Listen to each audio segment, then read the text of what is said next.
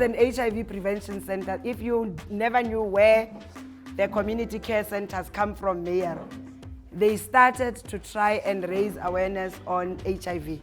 That is why rural communities are getting these big, beautiful centers.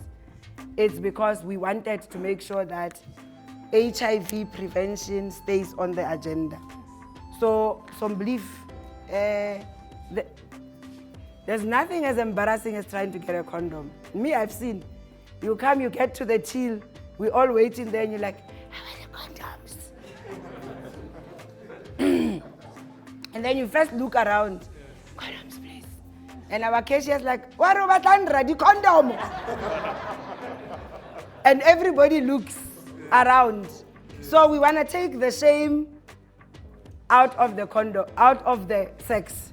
So it's okay, guys. The same way you wear your mask for COVID, just wear your mask down there.